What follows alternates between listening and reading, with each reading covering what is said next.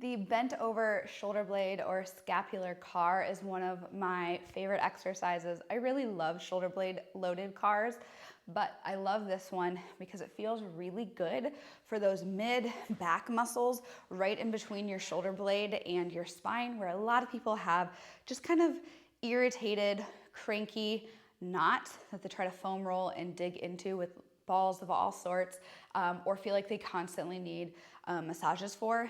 This exercise helps with that a ton. For this exercise, you're really just going to be thinking about moving your shoulder blade on your spine. So your shoulder blade is the triangular bone, and it is gonna move on your rib cage, not your spine.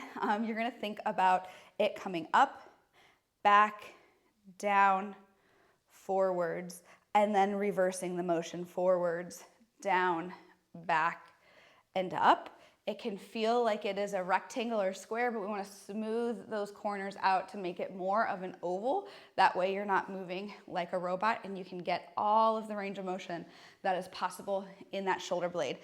This exercise is also going to be really great for just building more shoulder blade strength and awareness, which can be helpful if you have some shoulder issues or a nagging shoulder injury. It can also be helpful for building strength in your rowing or pulling exercises like rows or pull-ups.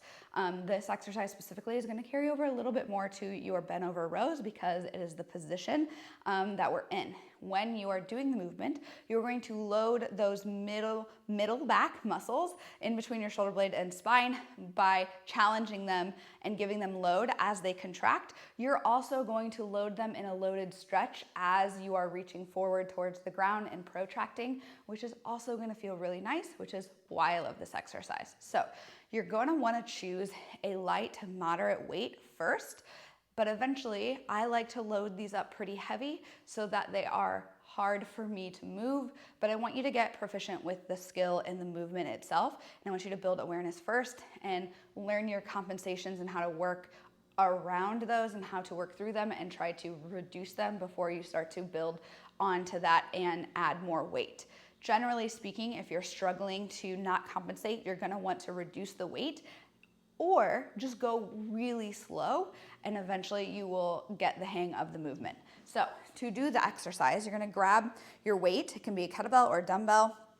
I like kettlebells for these based off of the weight distribution personally, but you can do either.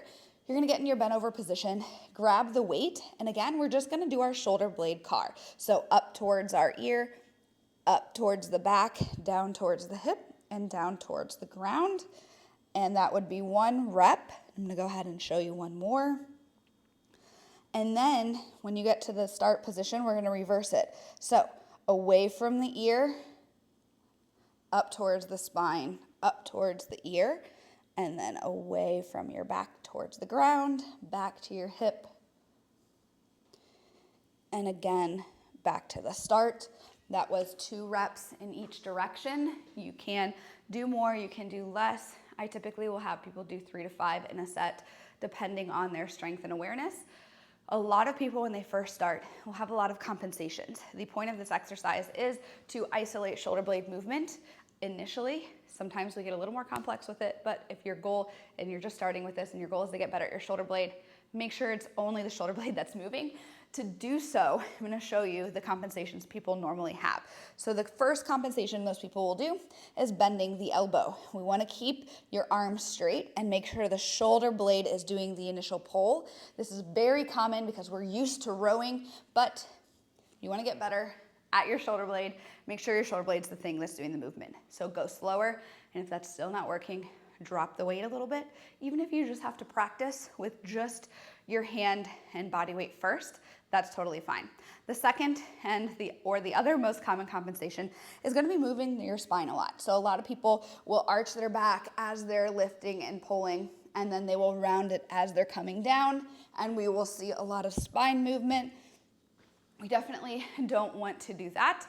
Sometimes I will have people actually round their back purposefully to get more of a stretch, or I might have them arch their back a little bit, but ultimately if you're doing this as a true car, we're not gonna be moving our spines. The third and final compensation that most people will do is actually moving their shoulder, the glenohumeral joint, and that will look like this. So your arm should stay in this angle right here.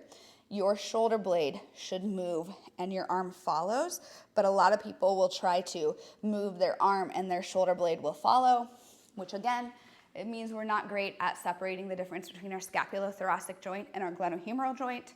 They're two separate joints. We want to have control of them separately in this exercise. So make sure you, again, go slower or drop the weight as needed. Remember, it doesn't need to be perfect. If you are having compensations, it doesn't mean that the exercise is pointless or that you should skip it altogether. It just means you need practice. So it's still beneficial for you to practice trying to minimize the compensations than it is for you to not do it because you're not doing it correctly. There's no harm in doing it incorrectly as long as there's no pain. You just want to know that your goal is to slowly try to get better at it over time. It won't be the first time you practice it or the second or maybe the first month, but over months and years, you will get way better at your shoulder blade and a lot stronger, have a happier, healthier shoulder, and you'll probably get a lot stronger in your pulling exercises as well, which is the whole point. So make sure you're consistent with it and then also be patient.